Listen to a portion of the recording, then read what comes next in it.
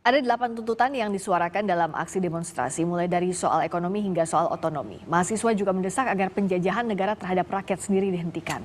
Saya masih bersama dengan Ketua Departemen Kajian Strategis BEM UI, Namora Siahaan, juga Deputi 1 Badan Komunikasi Pemerintah RI, Fatpah Depi.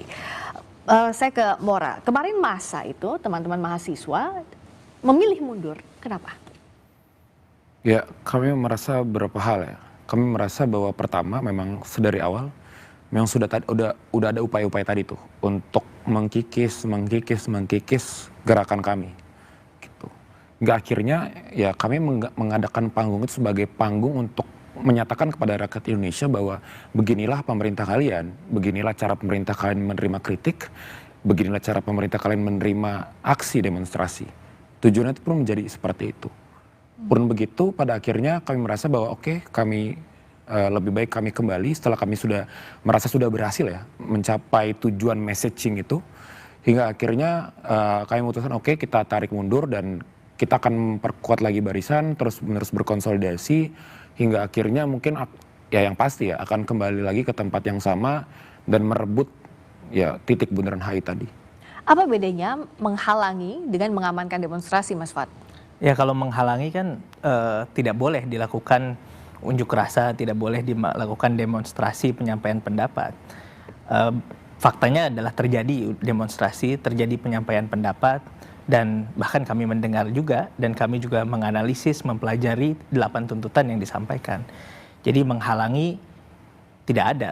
Meskipun tidak sampai bundaran HI tadi karena titik yang dicapainya Ya saya kira kan targetnya adalah bundaran HI. tujuan dari penyampaian pendapat, penyampaian aspirasi kan bukan lokasinya, tapi pendapatnya sampai atau tidak, pendapatnya atau aspirasinya didengarkan atau tidak, aspirasinya didengarkan dan itu menjadi bahan kajian di dalam pemerintahan saya kira yang harus disikapi, yang harus ada banyak hal yang harus dievaluasi, ada program-program yang harus dibenahi ke depan dan itu juga menjadi mentalitas pemerintahan ini saya kira. Meskipun pasti sebagai sesama aktivis dulu juga pasti titik itu jadi krusial karena untuk menyampaikan aspirasi butuh di-emphasize di titik tertentu yang strategis. Izin masuk Mas, berarti pemerintah sudah menilai bahwa message itu sudah tersampaikan secara clear dengan titik aksi yang tertahan seperti itu. Iya, saya kira dari sisi bagaimana dengan standar apa? Padahal kan yang menentukan titik aksinya mahasiswa, yang berkonsolidasi mahasiswa dan juga rakyat juga.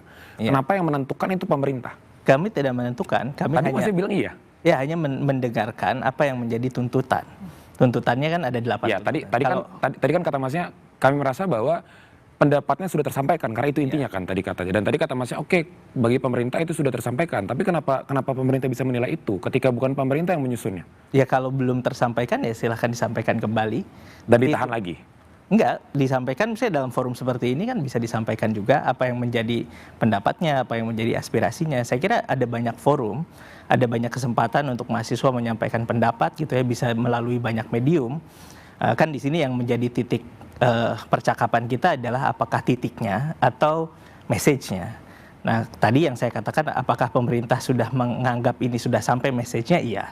Tapi kalau titiknya menjadi persoalan kan itu menjadi perbincangan yang lain. Nah di sini saya mau menarik pembicaraan ini ke dalam fokus yang menjadi esensi dari demokrasi yaitu penyampaian pendapat. Oke, di poin satunya dalam tuntutan adalah menghentikan penjajahan negara atas rakyat sendiri. Maksudnya apa? Mora. Sekarang menurut kami perlu ditanyakan kembali kepada rakyat. Mungkin tanyakanlah kepada tukang cukur yang menolak untuk menaikkan dan mengibarkan bendera merah putih karena dia belum merasa merdeka, dia diintimidasi. Silakan tanyakanlah kepada warga-warga di daerah-daerah, kepada warga Dayak, kepada warga Papua, kepada warga Aceh yang belakangan ini melaksanakan demonstrasi-demonstrasi yang juga bertepatan di bulan kemerdekaan ini. Apakah mereka sudah merasakan pundi-pundi dan dari kemerdekaan itu? 81 tahun kemudian, Indonesia itu belum merdeka secara ekonomi, belum merdeka secara politik, dan belum merdeka secara kebebasan sipil. Sesimpel hal itu yang kami nilai. Bagaimana cara kami menilai hal tersebut? Coba kita ambil misalnya kebutuhan kemerdekaan ekonomi. Para syarat utamanya adalah pemenuhan kebutuhannya. Pemenuhan kebutuhan pokok, makanya ada tuntutan keempat. Kebutuhan pokok mengenai sandang, pangan, dan juga papan. Satu hal yang sangat jarang untuk di-highlight adalah terkait dengan papan di sini. Dari total data BPS itu ada 9, beberapa juta warga Indonesia secara nasional yang belum memiliki rumah secara tetap. Di DKI Jakarta 36% warganya itu mengalami krisis kepemilikan rumah. Secara total di nasional juga ada 18 juta rumah tangga yang memiliki status kepemilikan rumah atau status bangun rumah yang dianggap tidak layak. Hal itu ketika kita kontraskan misalnya dengan daya beli masyarakat, dengan UMP rata-rata yang tidak juga kunjung naik, maka itu menunjukkan bahwa rakyat itu tidak merdeka secara ekonomi. Mereka tidak bebas untuk memenuhi kebutuhan pokoknya. Ketika permasalahannya adalah permasalahan perut, bagaimana mungkin mereka bisa berpikir kemudian secara politik? Itulah kenapa mungkin ya pasti Masnya juga mengakui bahwa banyak korupsi, praktik-praktik KKN yang terjadi ketika tahun-tahun politik, banyak serangan fajar yang terjadi. Kenapa bisa terjadi? Yaitu balik lagi, itu kegagalan negara untuk memenuhinya. Oke, kemerdekaan ekonomi, ketimpangan tadi dibalut dalam poin pertama, ini kalimatnya serius sekali, penjajahan negara atas rakyat sendiri, Mas Fad. Ya, saya kira pertama kemerdekaan adalah sesuatu yang sakral ya. Makanya setiap tahun kita memperingati detik-detik proklamasi kemerdekaan karena nikmat kemerdekaan ini sesuatu yang banyak sekali bangsa di dunia yang belum mengalami ini. Sudahkah itu dirasakan kalau tadi dengan cerita ketimpangan ekonomi yang dirasakan? Jadi saya di sini ingin mengatakan bahwa pertama kita harus melihatnya dari skop yang besar dulu sebagai bangsa.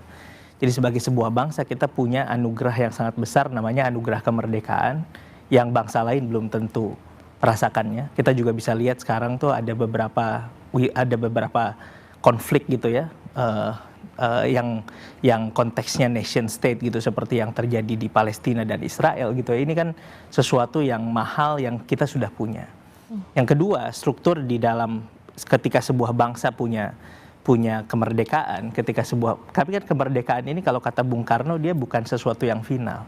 Bung Karno menyebutnya kemerdekaan itu sebuah jembatan emas. Okay. Ada sesuatu yang harus kita jelang, ada sesuatu yang harus kita perjuangkan dan dapatkan. Yang sekarang sudah didapatkan apa tadi terkait dengan ketimpangan tadi ekonomi kan yang dirasakan? Saya sepakat sekali gitu ya yang dikatakan oleh Mora tadi dan juga yang menjadi kegelisahan teman-teman mahasiswa bahwa banyak sekali hal yang harus kita perjuangkan dari bangsa ini yang itu juga menjadi concern dan menjadi tanggung jawab negara gitu ya untuk memperjuangkan itu. Karena karena ini sebuah jembatan emas menuju harapan sampai pada cita-cita kemerdekaan, cita-cita sesuai dengan Undang-Undang Dasar 45, maka ini yang terus-menerus kita perjuangkan dalam sebuah struktur bernama negara. Yang menjalankan struktur negara itu namanya pemerintahan, government. Government inilah yang setiap 5 tahun sekali dipilih karena kita memilih sistem demokrasi gitu ya untuk menjalankan struktur negara, maka pemerintahan yang setiap kali pemilu berganti itu berusaha menjalankan struktur negara agar cita-cita bangsanya tercapai. Sudahkah itu diperjuangkan? Belum. Saya tidak akan bicara dengan prosa, saya akan bicara dengan data dan dengan komparasi. Saya lanjutkan dulu. Saya belum selesai. Oke. Saya belum selesai. Ya tadi misalnya hari ini kita melihat misalnya fakta bahwa banyak jembatan rusak. Ini harus diperbaiki. Ini yang menjadi concern dari pemerintahan hari ini. Yang hari ini kita mencapai bisa memperbaiki lebih dari 1.000 jembatan dalam waktu kurang dari 1 tahun. Kita melihat banyak sekali sekolah yang rusak.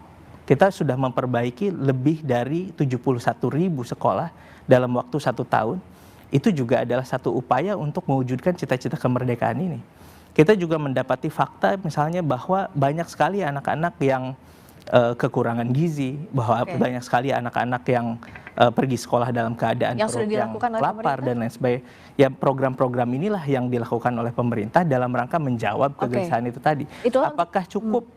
Pasti belum cukup dan itulah sebabnya pemerintahan terus-menerus bekerja, menghimpun berbagai sumber daya, mendengarkan berbagai macam pendapat, memilih putra-putra terbaiknya untuk bisa. Itulah yang sekarang diperjuangkan oleh pemerintah kalau tadi Mas Fad bilang. Mora. Saya menolak dan kami menolak klaim itu sebenarnya. Karena? Kami mencoba untuk ketika kami membangun narasi kemerdekaan, kami mencoba untuk mencari sebenarnya esensi dari kemerdekaan itu apa. Di situ kami mengkomparasikan praktik-praktik di zaman pemerintahan Hindia Belanda, apa yang terjadi. Di zaman Hindia Belanda, sumber daya alam, kekayaan itu diraup dari koloni, diraup dari negara Indonesia dan dibawa lari ke Belanda. Itu namanya batik slot yang didapatkan dari praktik kultur stelsel. Itu lucunya, itu praktik itu banyak terjadi di dalam rezim saat ini. Pertama, coba kita bicara terkait dengan program-program yang sifatnya itu struktural. Data-data yang disampaikan tadi oleh Mas Fat tadi adalah data-data terkait dengan kebijakan-kebijakan yang sifatnya responsif. Jadi menunggu ada masalah, menunggu ada lubang terlebih dahulu, kemudian dia coba untuk ditumpuk dengan tanah. Tapi dia tidak memastikan kekokohannya, dia tidak memastikan bahwa tanah itu kuat, anti gempa dan lain sebagainya. Ketika kita melihat programnya secara struktural, hingga misalnya kalau kita melihat APBN 2027 yang kemarin itu baru di-announce, tidak ada satupun mention mengenai ketimpangan. Di saat rasio Gini kita itu naik ke 0,396% di tahun 2027. Kedua, ketika kita melihat terkait dengan alokasi anggaran. Alokasi anggaran yang bisa menyelesaikan masalah-masalah yang tadi Mas sebutkan, masalah pendidikan, masalah kesehatan, itu justru tidak dialokasikan ke sektor-sektor tersebut. Apa 3 kementerian atau lembaga dengan anggaran tertinggi di APBN 2027? Badan Gizi Nasional, Polri, dan juga Kementerian Pertahanan atau TNI.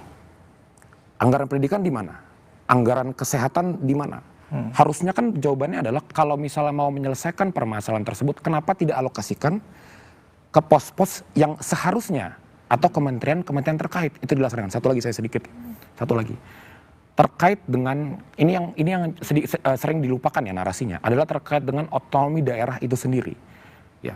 Sampai sekarang untuk membiayai program-program yang mega dan super dan atau yang disebut dengan oleh Pak Kodari tadi sebagai janji kampanye semata, itu terdapat skema yang predatoris terhadap TKD, terhadap DAU, terhadap DAK.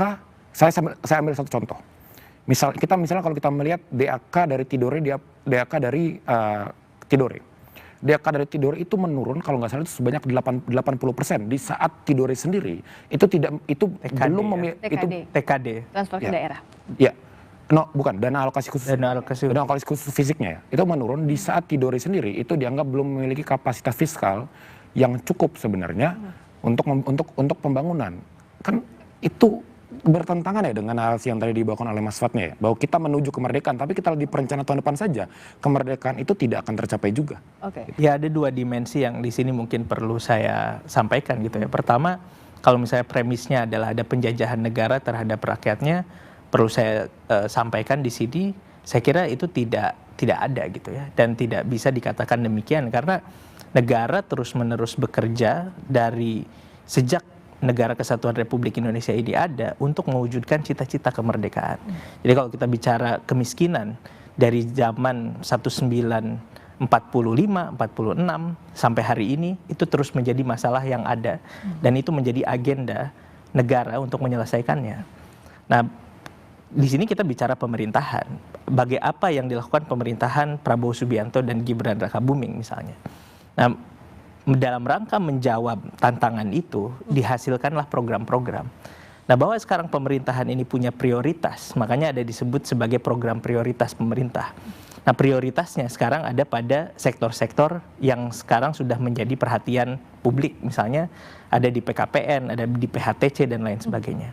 Apakah itu menyelesaikan problem seluruh bangsa atau problem yang ada saat ini di Indonesia? Ya pasti belum, tapi itu yang diperjuangkan. Itu dimensi yang pertama. Nah, dimensi yang kedua tadi yang disampaikan oleh Mora, saya sebagai kalau misalnya mendengarkan tadi yang disampaikan oleh Mora, saya bangga dan kami mengapresiasi bahwa ada kecemasan, ada kegelisahan semacam ini yang harus menjadi bahan bakar kita untuk sama-sama menyelesaikan persoalan bangsa, dan itu juga saya kira yang menjadi concern pemerintah saat ini di berbagai macam sektor. Dan ini dilakukan. Yang jadi masalah programnya atau pelaksanaannya? Sesaat lagi di Rosi, kita akan bahas.